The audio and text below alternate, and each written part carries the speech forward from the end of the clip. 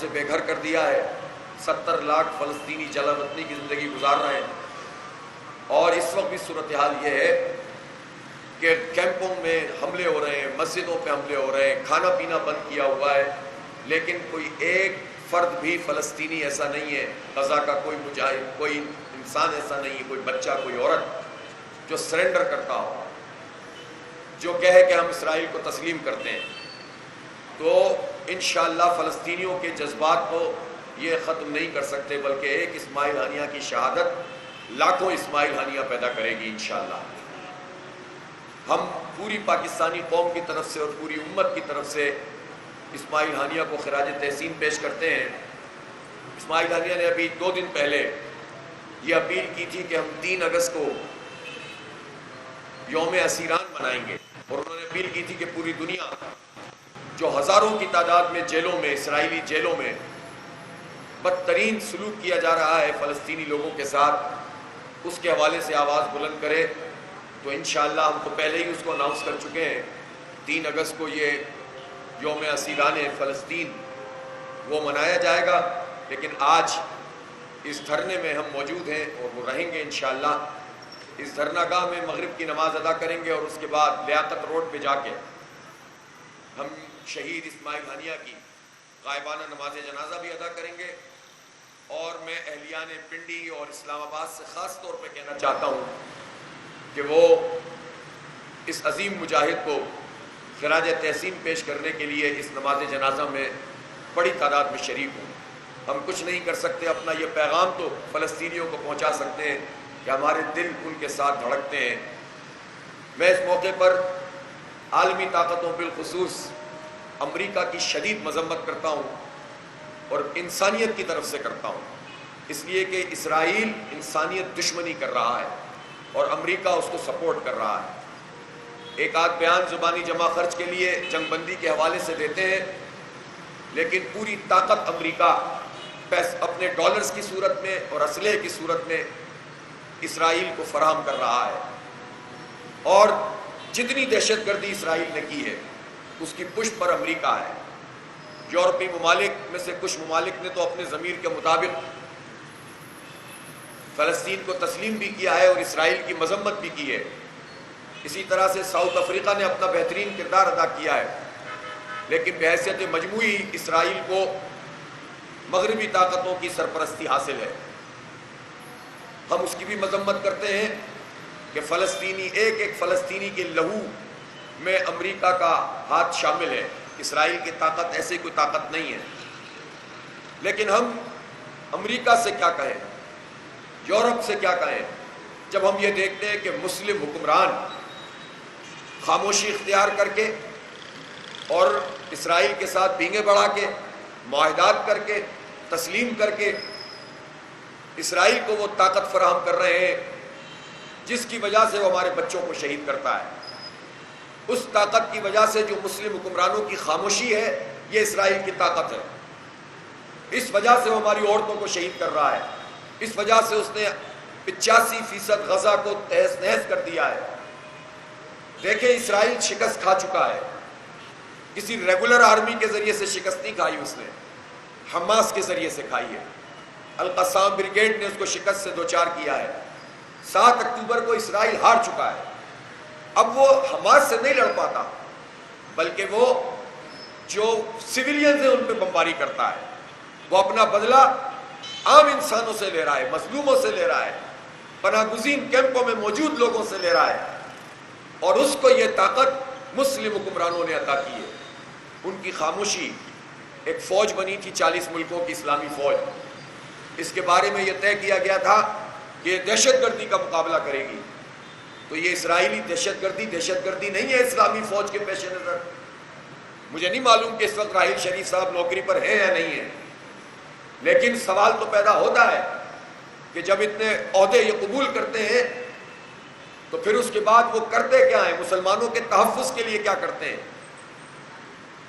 اور سب ان کی طرف دیکھ رہے ہوتے ہیں, لیکن وہ فوجیں مسلمانوں کی ہمدردی میں تو کوئی کام نہیں کرتی, فلسطینیوں کے لیے تو کچھ نہیں کر رہی.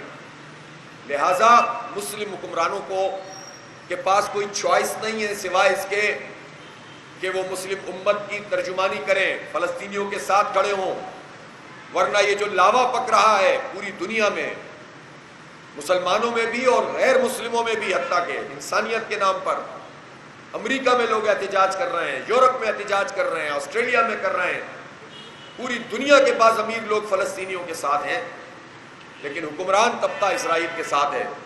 تو جب یہ لاوا پھٹے گا تو کوئی محفوظ نہیں رہے گا۔ اس لیے سب کو ہوش کے ناخن لینے چاہیے۔ میری حکومت پاکستان سے بھی یہ مطالبہ کرتا ہوں کہ اس موقع پہ کہ جب کہ اسرائیل نے اتنی کھلی دہشت گردی کی ہے، انہیں اپنا رول پلے کرنا چاہیے۔ ہم ایک ایٹمی طاقت ہیں، پاکستان اور کسی بھی دوسرے مسلم ملک کا کوئی تقابل نہیں ہے، اس لیے کہ پاکستان کا وجود جغرافیہ پہ نہیں، نظریے پر ہے۔ ہم نے بنایا اس لیے تھا کہ یہ لا الہ الا اللہ کی بنیاد پہ بن رہا تھا۔ ہماری ذمہ داری یہ ہے کہ پوری دنیا کے مسلمانوں کے ہم ترجمان بنیں۔ قائد اعظم آج معیشت کی بات کرتے ہیں لوگ کہ ہماری معیشت تباہ ہے اس لیے ہم کچھ نہیں کر سکتے۔ جب پاکستان بن رہا تھا تو پاکستان کی معیشت یہ تھی کہ ہماری اس وقت کی بیوروکریسی کاغذوں کو قبول کے کانٹوں سے جوڑتی تھی، پنیں بھی نہیں تھی ہمارے پاس۔ بڑے بڑے لوگ، صاحب ثروت لوگ ہجرت کر کے جب آئے تھے تو کیمپوں کے اندر رہے تھے، جھونپڑیوں میں رہے تھے، یہ ہماری معیشت تھی۔ اس وقت قائد اعظم نے کہا تھا کہ اسرائیل ایک ناجائز ریاست ہے اور پاکستان اسے کبھی تسلیم نہیں کرے گا۔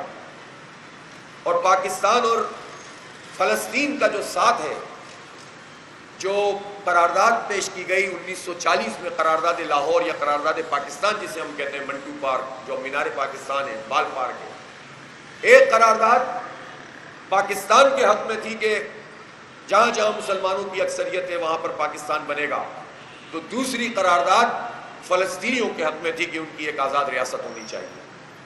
ہر آل انڈیا مسلم لیگ کا جو اجلاس ہوتا تھا وہ پاکستان کے حق میں قرارداد پیش کرتا تھا اور فلسطین کے حق میں قرارداد پیش کرتا تھا۔ یہ ہمارا ساتھ ہے فلسطین کے ساتھ، اور ہمارا حکمران طبقہ یہ کہے کہ ہم تو بات ہی نہیں کر سکتے، تو اسرائیل کو دہشت گرد ڈکلیئر کیا جائے، اسلامی ملکوں کی فوجوں کو اور جتنے بھی لائک مائنڈڈ اس وقت ممالک ہیں جو اسرائیل کی دہشت گردی کے خلاف ہیں ان کو جوڑا جائے، ان کی فوجوں کے سربراہوں کو بلایا جائے۔ ایک واضح میسج جانا چاہیے، اگر ابھی دہشت گرد اسرائیل اور ظالم کا ہاتھ نہیں کاٹا گیا تو یہ سب کی گردنوں پر آئے گا۔ اس لیے آج کے ہم جو دھرنا گاہ میں ہم موجود ہیں، ہمارے سارے مطالبات اپنی جگہ موجود ہیں، مذاکرات کا عمل بھی موجود ہے، یہ دھرنا بھی جاری ہے، لیکن آج کے اس دھرنے میں ہم ایک بڑی تعداد میں یہاں سے مارچ کرتے ہوئے لیاقت روڈ جائیں گے اور وہاں اسماعیل ہنیہ شہید اور ان کے ساتھ جو محافظ شہید ہوئے ہیں ان کی غائبانہ نماز جنازہ ادا کریں گے، اور اسی طرح پورے پاکستان میں ہم نے کال دی ہے کہ غائبانہ نماز جنازہ ادا کی جائے۔ کراچی سے لے کر خیبر چترال تک اور گوادر تک سب جگہ پہ انشاءاللہ ہم اپنے عظیم مزاحمت کاروں کے ساتھ کھڑے ہوں گے۔ میں آخری بات یہ ضرور کہنا چاہتا ہوں کہ دنیا میں یہ تاثر دیا جاتا ہے کہ حماس، چونکہ امریکہ اس کو دہشت گرد کہتا ہے تو لوگ خوف کھاتے ہیں۔ حماس ایک جمہوری جماعت ہے، اس نے الیکشن جیتا تھا، جو غیر جمہوری لوگ ہیں دہشت گرد ہیں انہوں نے اس کو جیتنے نہیں دیا، کامیاب ہونے کے بعد وزیر اعظم نہیں چلنے دیا، حکومت نہیں چلنے دی۔ حماس ایک قانونی طور پر مزاحمت کرنے والی پارٹی ہے، اور اقوام متحدہ کا چارٹر اس کو یہ اختیار دیتا ہے کہ کسی جگہ پر کوئی دشمن کی فوج آ جائے اور وہ قبضہ کر لے، اس کے خلاف اسلحے سے جنگ کی جا سکتی ہے، اس کے مطابق وہ لیجیٹیمیٹ رائٹ رکھتا ہے۔ اور حماس خدمت کرنے والے لوگ ہیں، اپنے لوگوں کو ساتھ لے کر چلتے ہیں، یہی تو وجہ ہے کہ 40-50 ہزار لوگ شہید ہو جائیں اور کوئی ایک آدمی بھی حماس کے خلاف کھڑا نہ ہو، تو پھر اس کا مطلب یہ ہے کہ غزہ کے مسلمانوں، فلسطین کے مسلمانوں اور حماس میں کوئی فرق ہی نہیں ہے۔ اسی لیے پوری دنیا کے جو باضمیر لوگ ہیں وہ حماس کے ساتھ کھڑے ہوئے ہیں۔ بہت شکریہ۔